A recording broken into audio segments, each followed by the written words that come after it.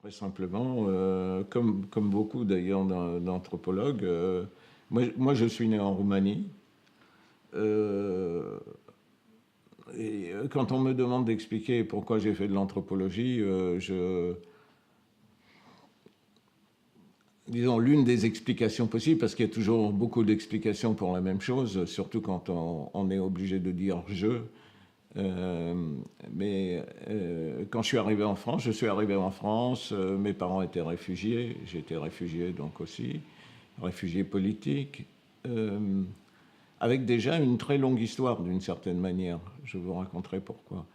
Mais donc j'arrive en France et 2 jours après, on me met à l'école française. Donc j'avais été plus ou moins dans une maternelle française, mais je ne parlais pas français. Et j'avais 7 ans. Et on me met à l'école et ben voilà. Et ce qui est marrant, c'est que finalement, je n'ai plus de souvenirs à partir de là. Je me souviens très bien de moi débarquant à la gare, ici à Paris, avec mes parents. Et puis je me souviens de moi quand je parlais bien français, normalement. Mais entre les deux, ma mémoire a complètement disparu. C'est une page blanche. Alors c'est assez marrant et bon, moi je l'ai analysé comme ça. J'étais un petit gamin qui, en Roumanie, j'étais assez fier, je marchais bien à l'école, etc. Et quand je suis arrivé en France, ça a dû être terrible. Parce que ne parlant pas le français, je devais être handicapé. En fait, simplement, ça a dû être une expérience horrible pour moi d'être handicapé et de ne pas être capable d'assumer à l'école, etc. Et donc, ça s'est entièrement effacé de ma mémoire. Et puis finalement, je me dis que l'anthropologie, c'était la manière de refaire cette expérience, c'est-à-dire d'arriver quelque part sans parler la langue, sans etc., mais de la refaire gagnante. La refaire avec, refabriquer ce souvenir, ailleurs évidemment, mais c'est le même genre de souvenir, tu vois, c'est le souvenir oui, c'est le souvenir de quelqu'un qui arrive, qui ne sait pas parler, mais qui va en faire quelque chose de très positif. Donc de fabriquer ce souvenir comme quelque chose qu'on écrit, que les autres entendent, que les autres écoutent. Un souvenir gagnant au lieu d'un souvenir perdant. Voilà, donc ça c'est une des raisons. Donc je suis arrivé en France, voilà, donc il y a eu cette chose-là. Après j'ai eu une vie tout à fait normale de gamin en France. Et puis j'étais un matheux. Voilà, j'étais très très bon en maths jusqu'à mes 68. Ouais, aussi bizarre que ça puisse paraître, ça a libéré la sexualité et ça a aussi libéré les idées politiques. C'est-à-dire, je connaissais rien. J'étais un môme, je lisais des bouquins de maths. Voilà, chez moi, je lisais des bouquins de maths, de physique. J'étais d'une certaine manière pas un môme, parce que si je jouais aussi, mais je veux dire, je m'intéressais à des choses qui n'étaient pas vraiment de mon âge. Enfin, j'avais 15-16 ans, hein. Mais je... Et puis mai 68, tout d'un coup, j'ai compris qu'il y avait une société, qu'il y avait des rapports entre les gens, et à partir de là, j'ai plus été capable de faire des maths. Mais plus capable. C'est-à-dire qu'avant, j'avais toujours 20, sans aller en cours, etc. J'avais toujours 20, parce que je faisais ça, je lisais des bouquins extrêmement sophistiqués, etc. Et à partir de là, j'y arrivais plus. Je ne trouvais plus les solutions aux équations. C'était fini. Ça a décliné pas mal, ma situation, parce que comme j'étais pas très bon en français, et que j'étais très bon en maths, ils me gardaient parce qu'ils espéraient que j'allais devenir un génie mathématique. Mais quand j'ai commencé à décliner en maths, ça, ils trouvaient ça beaucoup moins bien. J'étais bon en rien, disons. Bon à rien, comme on dit en français. Et au vu de cette situation qui commençait à péricliter, j'ai passé mon bac en première. Je n'ai pas fait de terminale. Donc j'ai eu mon bac en première et j'ai plus fait de maths, évidemment, puisque je n'ai pas fait de terminale, etc. Et je me suis mis à faire... je ne savais pas quoi faire, en fait. Je ne savais vraiment pas quoi faire. Et j'ai fait du droit. Parce que mon père avait été avocat, probablement. Et puis aussi, à cette époque-là, j'étais très politisé. J'ai fait du droit parce que j'étais assez politisé, j'étais même très politisé, et je pensais que le droit était quelque chose qui donnait un certain pouvoir sur le monde. Avec le droit, on peut agir sur le monde, d'une certaine manière. On peut avoir un impact sur le monde. Et c'est ça que j'avais choisi de faire. En plus, je me suis inscrit dans la fac à Paris, à Assas, qui était une fac d'extrême droite, avec l'idée, et c'était très conscient chez moi, je disais, il ne faut pas laisser les gens d'extrême droite être les seuls à avoir ce diplôme-là. J'aurais le même diplôme qu'eux. Je me suis fait casser la gueule, je ne sais pas quoi, etc. Mais j'ai eu le même diplôme qu'eux. Alors, en même temps que je faisais du droit, j'ai fait de l'anthropologie à Paris 7. Et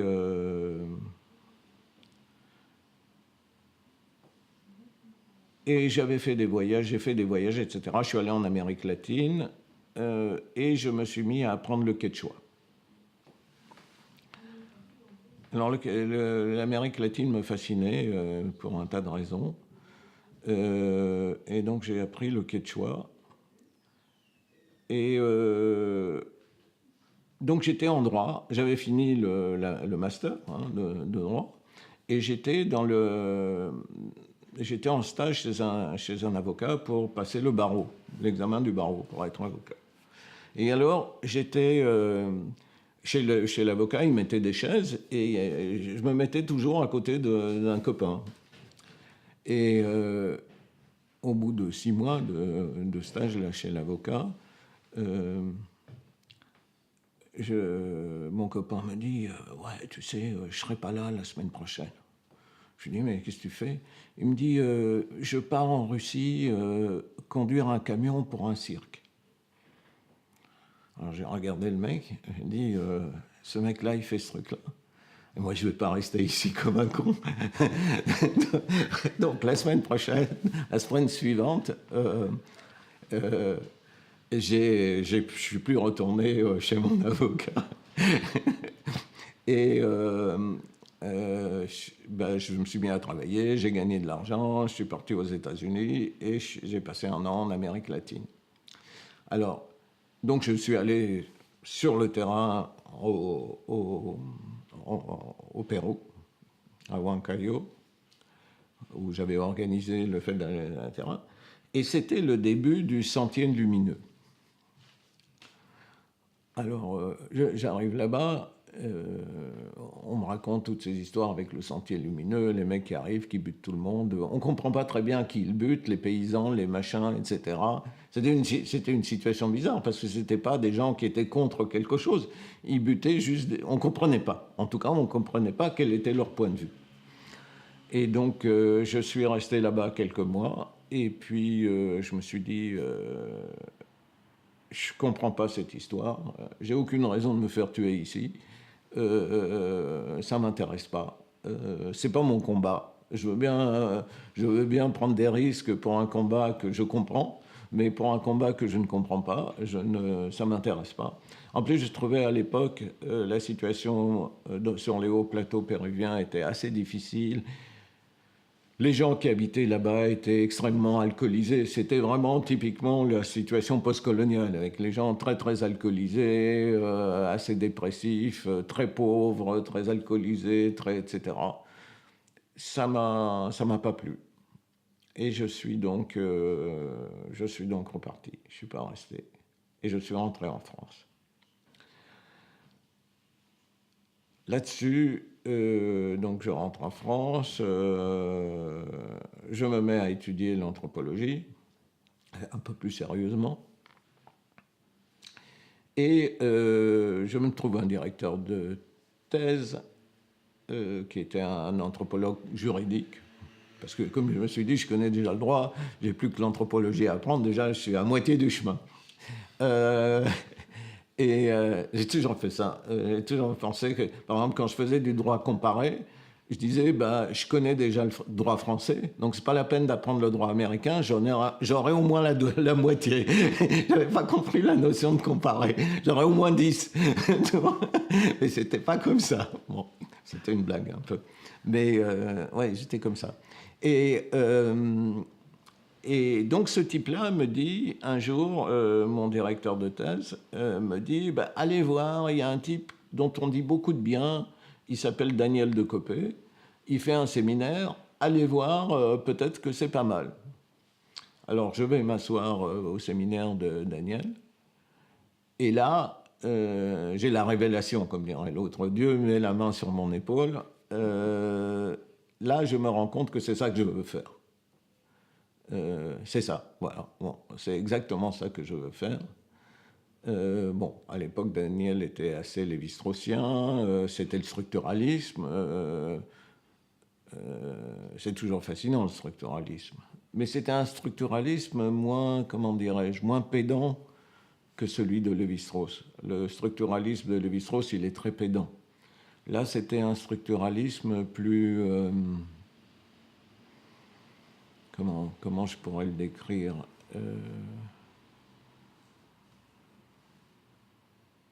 plus dans l'action, voilà. Parce qu'on a souvent reproché à Lévi-Strauss d'être en dehors de l'histoire. C'est pas qu'il est en dehors de l'histoire, c'est que c'est pas dynamique son affaire. C'est arrêté.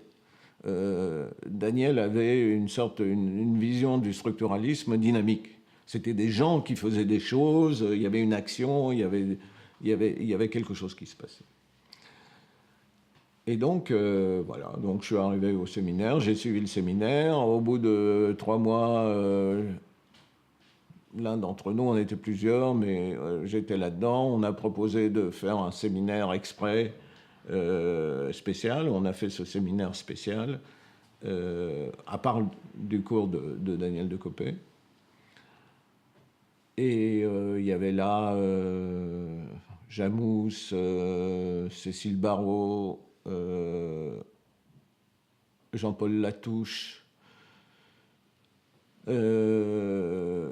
Serge Tcherkezov, Dominique Casajus. Il y avait une fille qui ne fait plus d'anthropologie aujourd'hui, et puis moi. Et on a formé une espèce d'équipe très proches les uns des autres, très très proches, très amicales. On vivait plus ou moins ensemble. C'était un peu l'expérience grecque, hein, l'école, etc. On vivait ensemble, on mangeait ensemble, on dormait ensemble, on faisait nos affaires ensemble. Et ça a duré de nombreuses années. Voilà. Alors, à un moment donné, Cécile Barrault, qui avait travaillé, quand elle était sur le terrain en Indonésie, elle a lu le livre de Dumont, Homo hierarchicus, que moi je n'avais pas lu.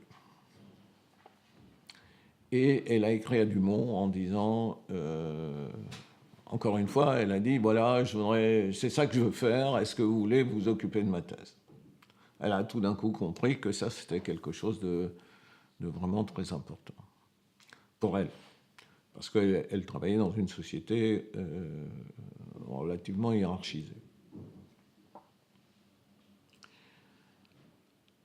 Et Daniel Decopé a lu ce livre-là, moi je l'ai lu, etc. Et puis Daniel a décidé, avec Cécile, ils ont décidé avec Latouche aussi, d'aller demander à Dumont de diriger notre petit groupe. Alors Dumont était un type bizarre, enfin pas bizarre, mais en tout cas très individualiste, et il s'occupait que de son affaire à lui. Il a beaucoup hésité, mais finalement il a accepté de s'occuper un peu de nous. Et donc on a commencé à aller au séminaire de Dumont tous ensemble. Et voilà, c'est comme ça que les choses se sont développées. On est devenu... on a commencé à rentrer dans la pensée de Dumont petit à petit. Alors à ce moment-là, d'abord, il ne faut pas croire que le séminaire de Dumont, il y avait 150 000 personnes. Il n'y avait que nous. C'est simple, il y avait que nous. Il y avait 1 ou 2 indianistes, c'est tout, et puis nous. C'était pas Lévi-Strauss, parce que Lévi-Strauss était déjà extrêmement connu à l'époque, Barthes, Foucault, etc. Les gens couraient pour aller à leur séminaire, Lacan aussi, etc. C'était la même époque. Mais Dumont, c'était très, très intimiste. Et puis, c'était un type pas brillant du tout. À l'époque, il travaillait sur l'idéologie allemande. Donc, il lisait, par exemple, Hegel. On a mis 6 mois à lire un texte d'Hegel. Il lisait 3 pages, et puis il essayait de le comprendre, et puis il présentait ce qu'il avait lu. Là, ben voilà, Hegel, il utilise ce mot-là. En allemand, ça veut dire ça. Moi, je ne comprenais rien, je ne parlais pas allemand. Et donc, on a passé des mois, en tout cas pour moi, à ne rien comprendre de ce qu'il disait, ou en tout cas pas grand-chose. Mais on voyait, ce qui était intéressant, c'était un vrai séminaire. C'est-à-dire, comme on devrait en faire tous. Aujourd'hui, ce n'est pas un cours. Hein, on ne fait pas de cours, mais c'était un séminaire, c'est-à-dire qu'il nous montrait comment il travaillait. Voilà, il lisait le truc, il disait « Ah, ben tiens, c'est bizarre ce mot-là, pourquoi il utilise ce mot-là et pas l'autre mot ?» Et puis il allait chercher ailleurs, etc. C'était vraiment une méthode de travail. Et voilà, on est resté là. Et puis après, on a fait un laboratoire. Daniel de Copé a demandé au CNRS de nous créer un laboratoire. On a créé un laboratoire. Dumont a pris la tête de ce laboratoire. Voilà, ça a été comme ça pendant des années. Quand Dumont s'est retiré, Daniel de Copé a pris sa place. Et puis après, c'est moi qui ai dirigé ce laboratoire à la suite. Voilà. Daniel de Copé était un type très, très enthousiaste et très fascinant. Il avait une écriture incroyable, d'une grande élégance et très persuasive. Il avait des idées toujours... Il était toujours en train de chercher des nouvelles idées. Il était toujours... ça avançait, son affaire. Et il avait beaucoup d'étudiants. Il était à l'époque directeur d'études à l'école. Donc il y avait plein de gens qui étaient dans notre cercle. On avait un séminaire. C'était un séminaire qui était devenu assez couru dans Paris parce que les gens savaient que c'était très sérieux, que c'était très... oui, c'était très sérieux. On y présentait des choses. On était critiqué, mais c'était de la critique positive, pas de la critique destructive. Il y a eu un moment où ce séminaire a influencé de manière assez importante l'anthropologie, en tout cas la jeune anthropologie française. Et voilà, c'est comme ça que quand Daniel de Copé est mort, on n'avait plus de profs, plus personne n'enseignait, puisqu'il était le seul. Nous, on était au CNRS, Cécile et moi et les autres, et il n'y avait plus de profs avec nous. Donc on n'avait pas accès aux étudiants. Et donc, moi, je me suis mis à chercher une possibilité d'enseigner quelque part. Alors, entre-temps, Dumont et Daniel s'étaient forgés de solides inimitiés. Il y avait des gens qui les détestaient pour des raisons multiples sur lesquelles je ne... Et moi, j'ai hérité de cette situation. C'est excellent. Et donc, un jour, Philippe Descola m'a appelé au téléphone et il m'a dit « Écoute, on me dit que tu cherches à enseigner quelque part, pourquoi tu ne viendrais pas à l'école avec moi? Moi, je suis un peu isolé ici, ce serait sympa, on pourrait être ensemble. » Alors, je lui ai dit « Oui, il n'y a pas de problème, effectivement, je cherche à enseigner. » Alors il m'a dit, bon, bah, bouge pas, je te rappelle, je fais le tour des gens et je te rappelle. Donc il me rappelle 15 jours après, il me dit, c'est pas la peine, c'est pas possible.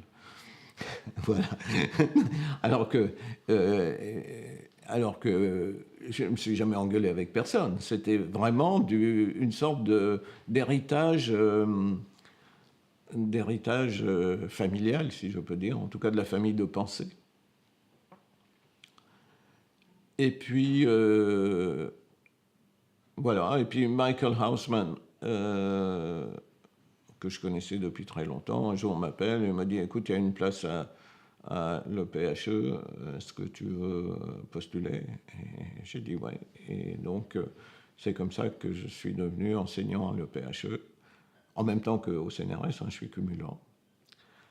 Et donc, on a eu à nouveau accès aux étudiants, et maintenant, j'ai un certain nombre d'étudiants. Voilà comment la situation a évolué. Alors, peut-être la seule chose qu'il faut que je dise, ah oui, c'est comment je suis, ça c'est la situation institutionnelle. 5 minutes. Ce qu'il faut que je dise, c'est que Daniel Decopé travaillait en Mélanésie, au Salomon. Ses travaux sont assez remarquables. Ce qui m'a intéressé au Salomon en Mélanésie, c'est que, comme j'étais très politisé, évidemment, j'étais anticapitaliste, comme tout le monde à l'époque, mais je ne pouvais pas être vraiment pro-communiste. Je sortais de Roumanie et mes parents m'avaient bien pris la tête, comme on dit, mais m'avaient bien rempli la tête d'un tas de conseils sur qu'est-ce que deviennent les systèmes socialistes quand ils commencent à tourner très très mal. Et donc je ne pouvais pas être non plus de ce côté-là. Non pas parce que l'idée de partager tout, mais c'est aussi l'idée du christianisme. Au fond, ceux qui parlent du partage et de l'égalité, c'est des chrétiens. Moi, je ne suis pas chrétien. Donc, c'est pas ça l'idée du socialisme, au fond. Le partage, c'est pas ça le fond de l'affaire. Le fond de l'affaire, ça, c'est l'idée du christianisme. Bref, je ne pouvais pas être des deux côtés. Or, on cherchait tous des modèles alternatifs qui seraient ni l'un ni l'autre. Et l'anthropologie semblait le bon endroit où on pouvait trouver des modèles alternatifs. Et évidemment, la Mélanésie semblait un endroit extraordinaire parce que voilà un endroit où il n'y a pas de chef, il n'y a pas de conseil, des vieux, il n'y a pas de ci, il n'y a pas de police, il n'y a pas d'armée, il n'y a pas de prison, il n'y a pas ci et pas ça. Donc ça semblait idéal pour aller chercher quelque chose d'autre. Comment est-ce qu'on peut vivre sans avoir une autorité permanente sur le dos? C'était ça, au fond, le problème. Et un jour, Dumont a vu que le bouquin d'Eric Schwimmer était sorti. C'était un bouquin sur l'échange. C'était du temps où Eric était transactionnaliste. Et il m'a dit, tu veux pas faire un compte-rendu de... Il me vous voyait. Voulez-vous faire un compte-rendu de ce... J'étais très jeune, hein, j'avais jamais rien fait en anthropologie, j'étais débutant. Alors j'ai dit avec plaisir. Et donc j'ai lu le bouquin d'Eric. Et évidemment, à partir de là, j'ai commencé à lire Williams, etc., etc. Et puis je me suis dit, tiens, je vais aller chez les Oroqueva. Et ce qui m'avait fasciné chez les Oroqueva, si j'ai encore le temps, c'était...